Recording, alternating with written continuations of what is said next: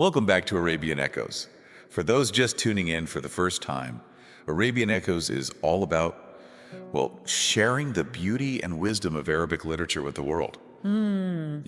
Bridging cultures and connecting the past and the present through captivating stories and poetry. So today we're taking a deep dive into Anas Mansour's Spirits and Souls. Oh, Mansour was incredible. He was. A true Renaissance man, philosopher, journalist, and translator, fluent in multiple languages. Wow. He really brought so much to the world of literature. His work is a treasure trove, for sure.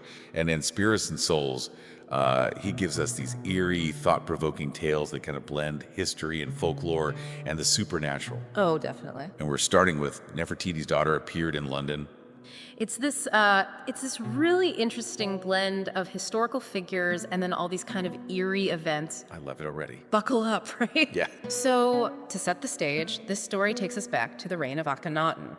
He's a pharaoh, but he, decided he was going to revolutionize Egyptian religion. Whoa, big move. He wanted to get rid of all the traditional gods. All of them. And replace them with just a single god, Akhenaten, the sun disk. What? That's super different for the time. Right, talk about shaking things up. I mean, he was very focused on his religious vision. Maybe a little too focused, some might say, because he ended up neglecting his kingdom in the process. Oh, that's not good. Not a good look for a pharaoh, right? No. So where does the cursed princess fit into all of this? Well, neglecting your duties is never a good thing, as a pharaoh or otherwise. Akhenaten's singular focus on Etten. A lot of turmoil, a lot of chaos. And that's where his daughter comes in. She rebelled against her father's new religion, Makes sense. but her punishment was severe. Oh no, what happened? What'd he do? Well, it was much worse than being grounded, that's for sure. She had her hand severed as punishment. Oh my- This is where it gets really interesting, because the ancient Egyptians believed that a complete and unblemished body was absolutely necessary to enter the afterlife. So it wasn't just a physical punishment, it was spiritual too. Exactly. It was meant to condemn her soul, to essentially bar her from the afterlife.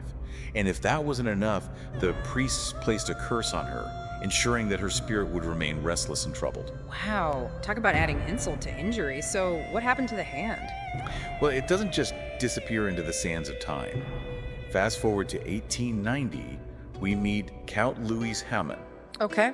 He's a French antiquities dealer, loves the unusual. I like him already. What did he find? Well, he's in Egypt searching for rare and valuable artifacts when he comes across, you guessed it, a severed hand. Wow, wrapped in linen. Of course.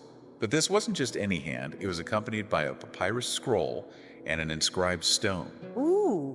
These reveal the princess's name and, get this, the specifics of the curse. Oh, that's creepy. So what did he do with it? Did he put it in a museum? Actually, he took it back to London and showed it to a group of occult practitioners, people who, studied mysticism and the supernatural. Can you imagine? I bet there were a lot of dropped monocles and gasps in that room. Oh, for sure.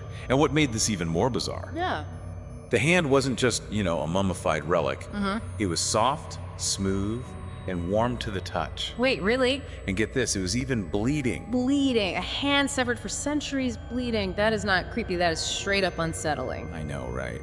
So what did he do? Did he try to contact her spirit? That's exactly what he did. He was completely captivated by the hand and its potential power. He conducted this whole ritual in his home, chanting, dim red light, the works. His wife was even there, but he told her only to intervene if things got truly bizarre. Oh, I have a feeling things are about to get a whole lot weirder. You have no idea. All right, so last we left off, Count Hamon was in the middle of this ritual, trying to contact the princess using her severed hand. And his wife's there too. I know, can you imagine? Just another Tuesday night, right? So did anything actually happen? Okay, so picture this. Haman's chanting, the hand suddenly lifts into the air, floats towards his face. No way. I know. I mean, try to imagine being in that room. Flickering candlelight, the chanting, and then a severed hand just moving on its own. That's terrifying. And remember, he told his wife only to intervene if things got really, really strange. Right. Well, the hand drops back onto the table. A flame appears, out of nowhere. What? Doors start slamming open. At that point, I think it's safe to say things are officially bizarre. Oh, yeah, for sure. And then the princess appears, She actually showed up. dressed in white, but missing her right hand. And then, get this, the hand reattaches itself, right before their eyes. Whoa. So it's like a magic trick, but a lot creepier. Definitely creepier. And remember that date we mentioned, November 4th, 1922. Yeah, the night they found King Tut's tomb. That's the same night this happened. No way. Are you serious? It makes you wonder, right? If there's some sort of Like, were there ancient forces at play that night? Stirred up by the ritual and the discovery of the tomb. It's hard to say for sure, but the timing is pretty freaky. Okay, so we've got a cursed princess in London and King Tut's tomb being discovered.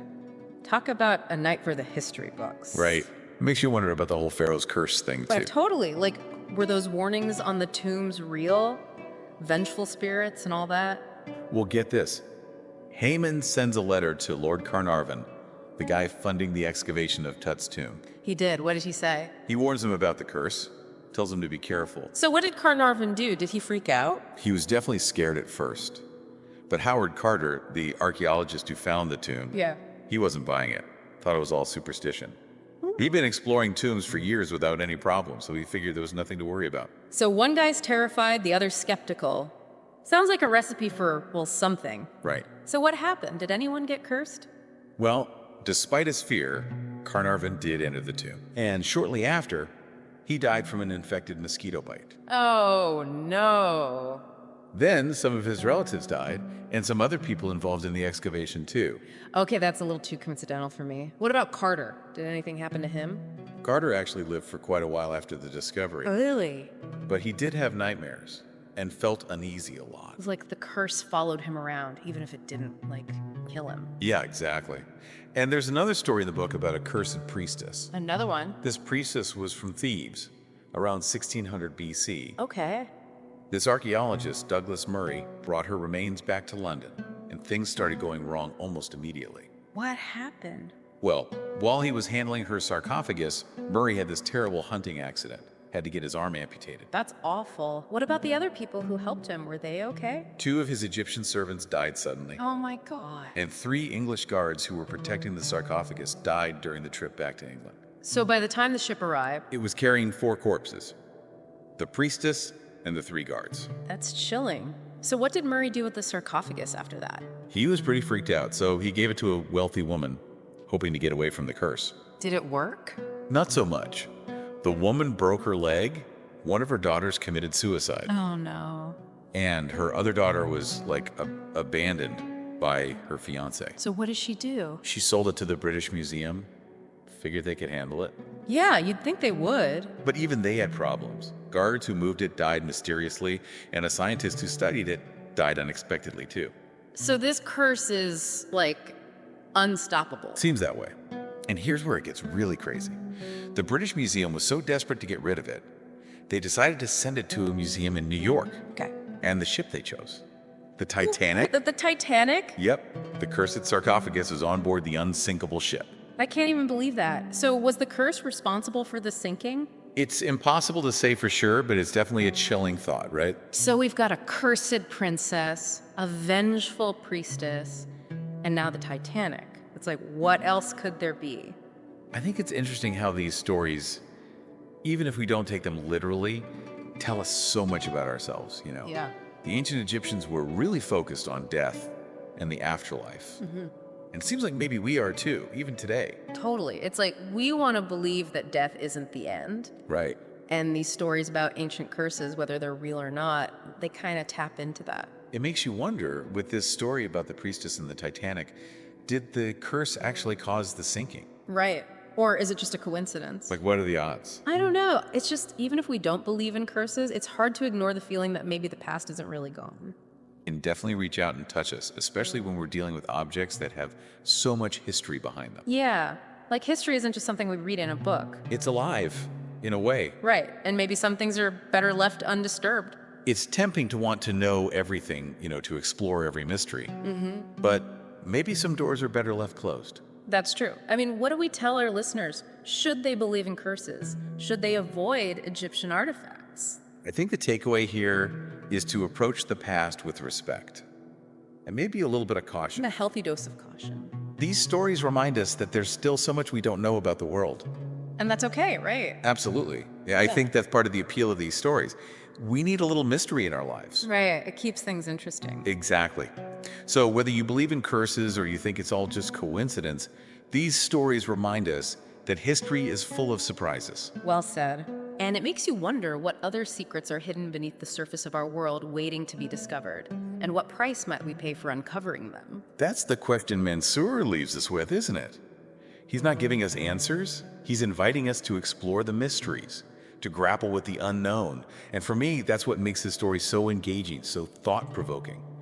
They challenge us to think beyond our own limited perspectives, to consider the possibility that there's more to reality than we can currently comprehend. He's a master at blurring the lines between history and folklore, fact and fiction, and in doing so, he creates these truly captivating narratives that tap into our deepest fears and fascinations. So as we wrap up our deep dive into Pandus Mansour's spirits and souls, what's the one takeaway you hope our listeners will ponder?